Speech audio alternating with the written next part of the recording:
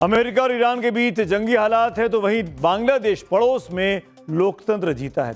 कैसे हिंदुओं से हार गई ये जमात, आइए देखते हैं। बांग्लादेश में जिन हिंदुओं पर अत्याचार हो रहा था उन्हीं हिंदुओं ने वोट की ताकत से कट्टरपंथियों का बैंड बजा दिया है। 20 साल बाद बीएनपी यानी बांग्लादेश नेशनलिस्ट पार्टी के नेतृत्व वाली गठबंधन ने 299 में से 212 सीटें जीतकर इतिहास रच दिया है। कट्टरपंथी पार्टी जमात इस्लामी बुरी तरीके से चुनाव हार गई है। जमात के नेतृत्व वाले 11 दलों के गठबंधन को अब तक के नतीजों में 77 सीटें मिलती ही दिखाई देती हैं। बांग्लादेश के चुनाव में हीरो बनकर उभरे तारिक रहमान। तारिक पूर्व राष्ट्रपति जियाउर रहमान और पूर्व प्रधानमंत्री खालिदा जिया के बेटे हैं और अब नए प्रधानमंत्री बांग्लादेश के बन रहे हैं। बीएनपी की जीत का पूरा क्रेडिट तारिक रहमान को दिया जा रहा है। तारिक रहमान की जीत के बाद पश्चिम बंगाल के सीएम ममता बनर्जी ने उनको बधाई देने में जरा भी देरी नहीं की। उन्होंने सोशल मीडिया पोस्ट में लिखा, इस बड़ी जीत के लिए बधाई मेरे तारिक भाई। ममता बनर्जी ने उम्मीद जताई कि हमारे संबंध हमेशा बांग्लादेश के साथ सौहार्दपूर्ण रहेंगे। बांग्लादेश चुनाव में अब की बार सबकी नजर यहाँ के हिंदू फैक्टर पर थी, क्योंकि हिंदुओं पर ज्यादा अत्याचार हो रहा था जब से वहां पर केयर टेकर सरकार चल रही थी। चक्रव्यूह में हमने आपको बताया भी था कि किस तरह चुनाव में बीएनपी समेत तमाम दलों ने यहाँ के अल्पसंख्यक खासकर हिंदू उम्मीदवारों को टिकट दिया है। हिंदुओं को जीतने की कोशिश की जा रही है। अब तक के नतीजों में 36 ऐसी सीटें हैं जिन पे बीएनपी को जीत मिली है, जिसमें हिंदू निर्णायक वोटर थे। बीएनपी के सीनियर लीडर गहेश्वर चंद्र रॉय ने ढाका 3 सीट से जीत हासिल की है। ये जीत इसलिए खास है क्योंकि राजधानी ढाका से पहली बार कोई हिंदू सांसद चुना गया है। वहीं रंगामाटी से बीएनपी के ही दीपेन देवेन, जबकि मगुरा 2 से बीएनपी के नित्य राय चौधरी चुनाव जीते हैं। ये तमाम वो नेता हैं जो हिंदू कम्युनिटी से आते हैं और ये चुनाव जीतकर वहां पहुंचे, वो भी उस माहौल में जब हिंदुओं के खिलाफ माहौल था। ये स्पष्ट है कि आज बांग्लादेश में जो चुनावों के परिणाम सामने आए हैं उससे पाकिस्तान के फील्ड मार्शल मुनीर और पाकिस्तान के डीप स्टेट की भी हार हुई है, जो कि बांग्लादेश में अपने दबदबे को बढ़ाने की साजिशें रच रहा था। मैं आपको 2 तस्वीरें एक साथ दिखाता हूं। एक तरफ बाबा बागेश्वर धीरेन्द्र शास्त्री हैं, जिन्होंने अपने अनुयायियों से कहा है कि वो हिंदुत्व को बचाने के लिए भाला साथ रखें। ये अजीब सा लगने वाला ज्ञान दिया है। और दूसरी तरफ आप मुझे देख पा रहे हैं ओलंपिक्स में भारत के लिए गोल्ड जीतने वाले देश के असली सुपरस्टार नीरज चोपड़ा, जो अपने भाले यानी जेवलिन से पूरी दुनिया में भारत का नाम लगातार रोशन करते आ रहे हैं।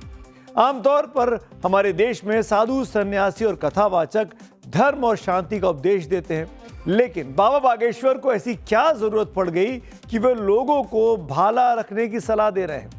अगर बाबा बागेश्वर ये चाह रहे हैं कि उनके तमाम भक्त नीरज चोपड़ा की तरह भाला इस्तेमाल करें और खेलों में भारत का नाम चमकाएं, तो उनको साफ साफ नीरज चोपड़ा का नाम लेकर, उनका उदाहरण देकर ये कहना चाहिए ना। हमें तो लगता है कि बाबा को पूरे जोर से ये कहना चाहिए कि सुनो देशवासियों, नीरज चोपड़ा की तरह बनो, तिरंगे को अंतर्राष्ट्रीय मंच पे लहरा दो, भाला फेंको, जेवलिन फेंको और गोल्ड मेडल जीत के लाओ। लेकिन बाबा तो कह रहे हैं अगर हिंदुत्व को बचाना है तो मठ, माला और भाला साथ रखना पड़ेगा। दरअसल बाबा बागेश्वर के बयान को सुनकर लगता है कि वो भाले को हिंदुओं की सुरक्षा के तौर पर रखने की सलाह दे रहे हैं, जिस बयान पर अब बवाल हो गया है। और दूसरी तरफ नीरज चोपड़ा हैं, जिन्होंने अपने भाले के दम से 7 अगस्त के दिन को नेशनल जेवलिन डे यानी राष्ट्रीय भाला फेंक दिवस घोषित करवा दिया है। तो आज आपके सामने भाले के 2 धुरंधर हैं और 2 उदाहरण हैं, लेकिन इनके भाले अलग अलग दिशाओं में चलते दिखाई देते हैं। ये सारी बातें मैंने आपसे इसलिए की क्योंकि धार्मिक आयोजनों में हिंदू सुरक्षा के नाम अस्त्रनुमा चीज साथ रखने का बयान क्यों दिया गया।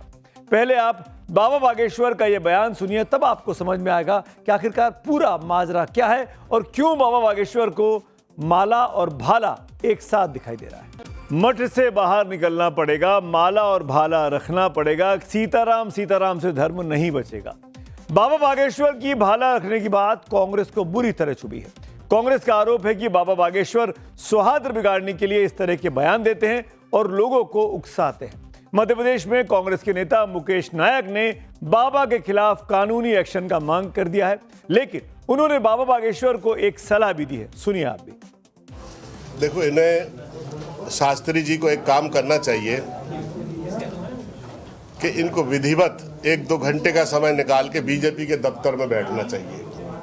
ये बीजेपी के कार्यकर्ता हैं और हमेशा विभाजनकारी बात करते हैं। इन पर तो मुकदमे दर्ज होना चाहिए। ये सौहार्द को बिगाड़ने वाले लोग हैं भारत के। वैसे तो बाबा बागेश्वर विवादित बयानों के बड़े एक्सपर्ट भी माने जाते हैं। राम कथा के अलावा वो जो कुछ कहते हैं उस पर देश भर में बहस शुरू हो जाती है।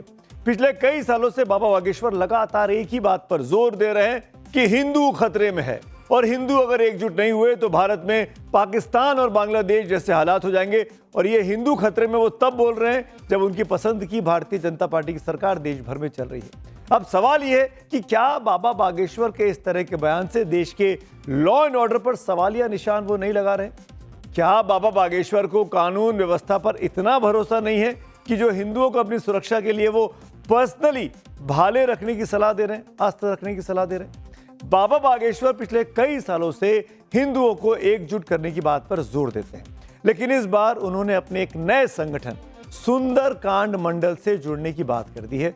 सुंदरकांड मंडल को लेकर बाबा बागेश्वर जो कह रहे हैं वो क्या है उसके बारे में भी आप समझ लीजिए। हिंदू एकता और सनातन सुरक्षा के लिए बाबा बागेश्वर ने पिछले महीने 14 जनवरी को सुंदरकांड मंडल का केंद्रीय कार्यालय का शुभारंभ किया था। यह केंद्रीय कार्यालय बागेश्वर धाम छतरपुर, जो कि उनका हेडक्वार्टर समझ लीजिए, वहां पर बनाया गया है। सुंदरकांड मंडल का मकसद देश भर में हिंदुओं को इस नए संगठन से जोड़ना है, यानी अपनी एक छोटी सी भक्तों की वो सेना बनाना चाह रहे हैं। देश भर के सुंदरकांड मंडल बागेश्वर धाम को रिपोर्ट करेंगे, यानी उनके मुख्यालय को रिपोर्ट करेंगे, जहां पे खुद बाबा बागेश्वर अपना पूरा आश्रम चलाते हैं, अपने पूरी आप कह सकते हैं कि मंडली चलाते हैं। कुछ दिनों पहले बाबा बागेश्वर सुंदरकांड मंडल को लेकर अपना उद्देश्य शेयर भी कर चुके हैं। बाबा बागेश्वर की भाले वाली सोच कितनी दूर जाएगी? भाले से भला करना चाहते हैं, किसका भला करेगी ये तो आने वाला समय ही बताएगा। लेकिन आज आपको भाले के असली हीरो यानी जेवलिन प्लेयर नीरज चोपड़ा के बारे में भी इस वक्त जरूर जानना चाहिए। इससे आपको समझ में आएगा कि सही हाथ भाला थाम ले और सही दिशा में भाला को चलाएं तो देश का मान सम्मान बढ़ता है। हम सब जानते हैं कि नीरज चोपड़ा ओलंपिक में गोल्ड मेडल जीत चुके हैं, लेकिन इससे पहले की यात्रा उनके लिए कितनी मुश्किल भरी रही थी, इसको भी आपको आज याद दिलाने की जरूरत है। नीरज चोपड़ा हरियाणा के पानीपत के खंडारा गांव से आते हैं। उनके पिता एक किसान हैं, किसान परिवार में पैदा हुए। उनके सामान्य से परिवार में 19 लोग रहते थे। आपको जानकर हैरानी होगी कि 13 साल की उम्र में नीरज का वजन 80 किलो से ज्यादा था। इसके लिए नीरज कई साल अपने शरीर पर काम करते रहे। नीरज ने जब जेवलिन खेलने का फैसला किया तो उनके पिता को खर्चे की चिंता हो गई, क्योंकि परिवार की माली हालत ऐसी नहीं थी कि वो उसका खर्चा उठा पाते।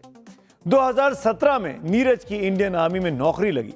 इसके बाद उन्होंने जेवलिन खरीदने में कुछ सहूलियत हुई, क्योंकि प्रोफेशनल जेवलिन की कीमत 20,000 से लेकर 1.5 लाख रुपए तक की होती है।